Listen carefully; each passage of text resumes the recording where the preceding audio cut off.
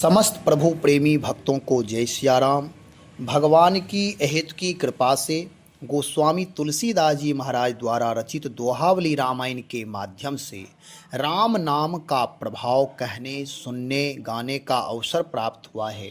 गोस्वामी श्री तुलसीदास जी महाराज नाम का प्रभाव, नाम का महत्व, राम नाम का चमत्कार इस दोहावली रामायण के माध्यम से कहने जा रहे हैं। गोस्वामी जी अपने जीवन में राम नाम का जप उन्होंने किया और राम नाम के प्रभाव से ही उन्होंने रामचरितमानस पर लेखनी चलाई है। हमारे आपके जीवन में भी राम नाम का यदि संग हो जाए, राम नाम से प्रेम हो जाए, राम नाम का जप होने लगे तो जीवन आनंद से भर जाएगा, प्रेम से भर जाएगा। गोस्वामी जी कह रहे हैं, यदि कोई व्यक्ति, कोई भक्त, कोई मनुष्य राम नाम के बिना चाहे कि प्रभु की प्राप्ति हो जाए, भगवत धाम की प्राप्ति हो जाए, यह असंभव सा लगता है।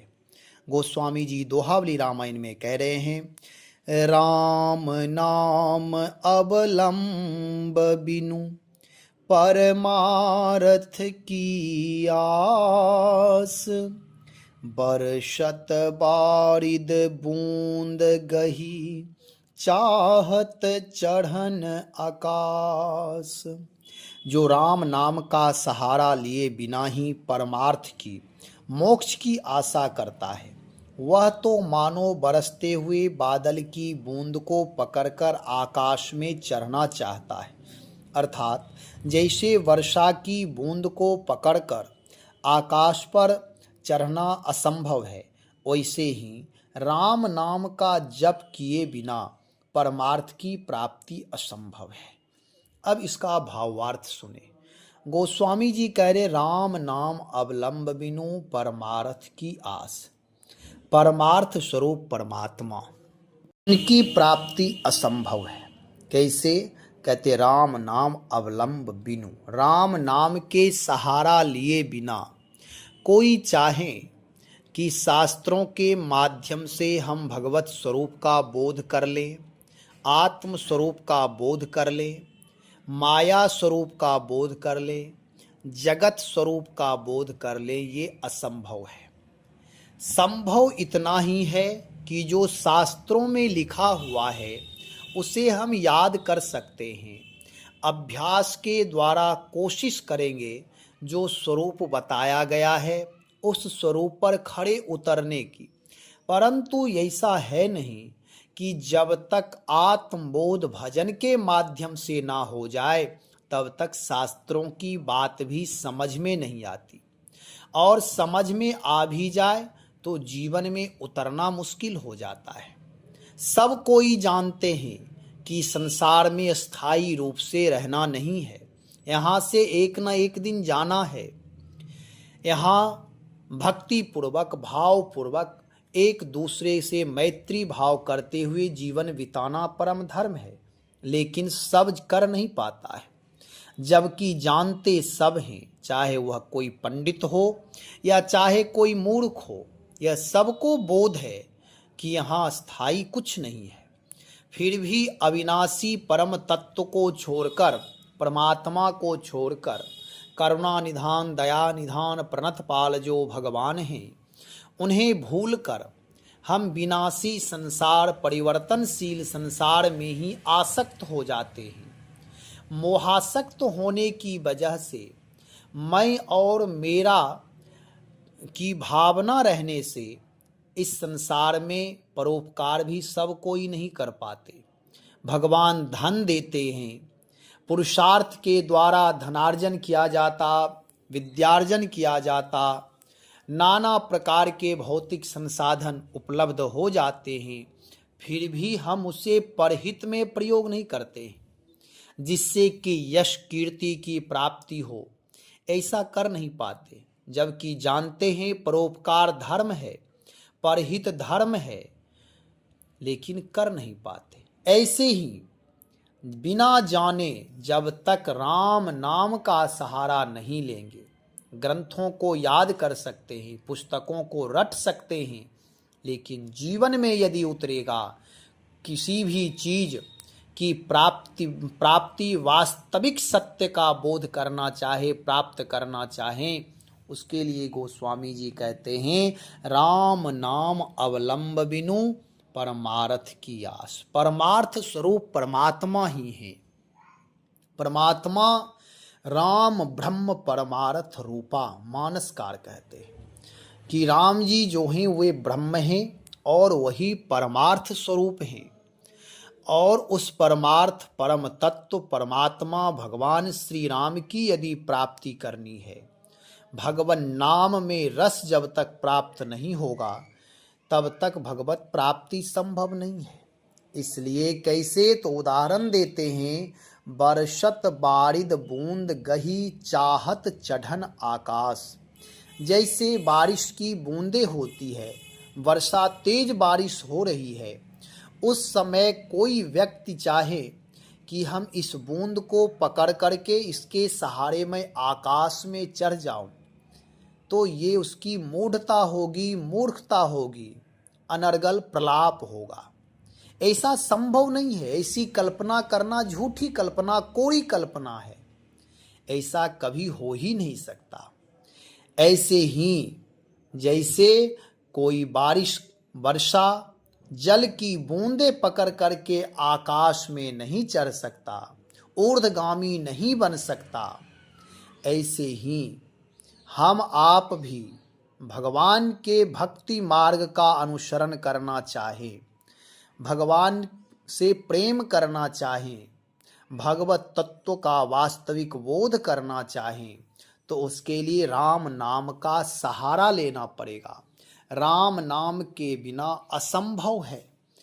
ठीक है, तीर्थाटन, देशाटन, सेवा, कैंकर्य, प्रार्थना, मंदिर जाना, पूजा करना, सारी चीज़ें हमारे जो भी परंपरा से प्राप्त हैं वह सारे ठीक हैं, परंतु जब तक कार्पण्य भाव से भगवान की शरणागति स्वीकार करके राम नाम का आश्रय नहीं लेंगे, तब तक इस कलिकाल में, वर्तमान समय में संभव नहीं है। क्या संभव नहीं है? भक्ति प्राप्त करना, भगवत प्रेम प्राप्त करना, भगवत प्राप्ति करना, निष्ठा, श्रद्धा, विश्वास प्राप्त करना, इन सब चीज़ों में दृढ़ता नहीं आएगी। थोड़े देर के लिए क्षणिक श्रद्धा भी प्राप्त हो जाएगी। जैसे कहीं जाते हैं तीर्थाटन में तो मन में उत्साह रहता है, परंतु उसी तीर्थ में वहाँ के रहने वाले जो स्थायी निवासी हैं उनको उन तीर्थों में श्रद्धा नहीं होती है। अयोध्या के लोग अयोध्या में श्रद्धा ना करके वैष्णो देवी जाते हैं, अमरकंटक जाते हैं, अमरनाथ जाते हैं, उनकी दूर श्रद्धा होती है। सरयू में श्रद्धा नहीं है, जबकि सरयू माता यहाँ प्रत्यक्ष हैं। अयोध्या और सरयू का संबंध है, फिर भी भक्ति का एक अंग है। यदि अयोध्या में आकर सरयू स्नान ना करें तो यहाँ सरयू का बड़ा महत्व है। दरस परस मज्जन अरूपाना, हरहि पाप कह वेद पुराना। लेकिन तीर्थों में रहने वाले तीर्थ का महत्व, प्रभाव, श्रद्धा, विश्वास नहीं करते। ऐसे ही कोई भी व्यक्ति थोड़े देर के लिए क्षणिक श्रद्धा हो सकती है। वृंदावन के लोग अयोध्या में श्रद्धा करते हैं, अयोध्या वाले वृंदावन में। कहने का मतलब यह है कि किसी भी तीर्थों में कोई दोष नहीं है आध्यात्मिक दृष्टिकोण से। यदि कोई सरयू स्नान नहीं करते हैं तो भी इसमें कोई दोष नहीं है, उनकी अपनी मनस्थिति है। लेकिन कहने का तात्पर्य है जो हमारे पास जो चीज़ें उपलब्ध है उसका हम मूल्य कम कर देते हैं। जैसे माता पिता जब तक रहते हैं तो संतान, पुत्र पुत्री उनकी सेवा नहीं करते, केवल स्वार्थ की सिद्धि के लिए वह थोड़ा बहुत उनसे वार्ता करते, व्यवहार करते, धन लेने के बाद उनकी सेवा नहीं करते हैं। ऐसे ही और जब वह शरीर पूरा कर लेते हैं तो उनके चित्रपट की हम पूजा करते हैं। कहने का तात्पर्य यह है कि थोड़े देर के लिए यदि श्रद्धा भी हो जाए, विश्वास भी हो जाए, भक्ति भी आ जाए, प्रेम भी आ जाए, तो वह अचल प्राप्त नहीं होंगे। वह थोड़े देर के लिए क्षणिक भक्ति है, क्षणिक सारी चीजें होते हैं, जिसे मरकट वैराग्य के आधार पर हम जानते हैं कि मरकट वैराग्य, शमशानी वैराग्य। थोड़े देर के लिए मन में यदि कुछ वैराग्य भाव आया, कहीं वैर द्वेष राग छल कपट धोखाधड़ी हुआ, तो कहते हैं चलो अब संसार सब मिथ्या है, छोड़कर भजन करना चाहिए। ये सारी चीजें संसार में होता रहता है, लेकिन स्थायी रूप से दृढ़ता पूर्वक नियम निष्ठा से युक्त होकर यदि भगवान में निष्ठा हो जाए तो जीवन धन्य हो जाता है।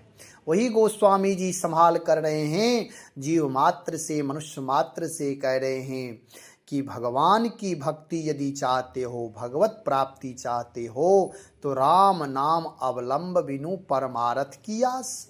राम नाम से जुड़े बिना तुम परमात्मा को प्राप्त करना चाहते हो, यह असंभव है।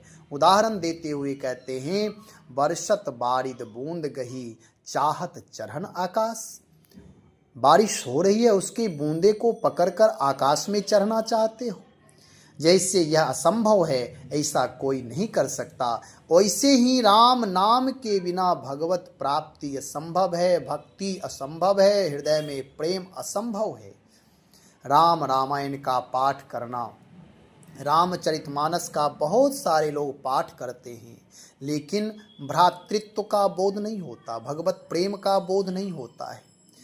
पाठ करना, चिंतन मनन करना, ये सारी चीज़ें उत्तम है, लेकिन राम नाम का जप अवश्य करें। जब राम नाम का जप करेंगे तो भगवत स्वरूप का बोध होगा, तभी आप मंदिर जाएंगे तो भगवान समझेंगे। नहीं तो मंदिर में भी भगवान के सामने लोग झगड़ा करते, अहंकार करते, भुजा का बल दिखाते हैं, तो ये सब भगवान के सामने भी होता रहता है। लेकिन जीवन में सौम्यता, सरलता, सहजता, कार्पण्यता यदि आएगा भगवान के नाम जप से, जब नाम जप करेंगे हृदय में प्रेम होगा, भगवत स्वरूप का, भगवत तत्व का बोध होगा, आत्म तत्व का बोध होगा कि जो हम हैं वही दूसरा भी है, हर जगह ईश्वर का वास है, तो हम किसी दूसरे के साथ दुर्व्यवहार नहीं करेंगे। यदि हम कर रहे हैं तो ईश्वर के साथ हम कर रहे हैं। तो यह कैसे होगा? यह सब ज्ञान किताबों से नहीं, भगवान नाम से होगा। इसलिए गोस्वामी जी कह रहे हैं, इस वर्तमान समय में यानी कलिकाल में राम नाम का जप करो। यद्यपि नाम का प्रभाव तो चारों युग में रहा है, चारों युग में नाम जापक संत हुए हैं, लेकिन अभी जो वर्तमान समय व्यस्तम जीवन है, जितना समय निकाल लें अधिक से अधिक भगवान नाम का जप करें। नाम जप के बिना कोई कार्य संभव नहीं है, यह अमिट है।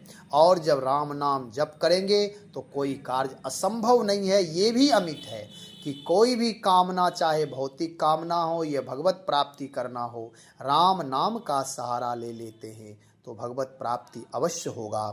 तो अधिक से अधिक राम नाम का जप करें। श्री राम जय जय राम।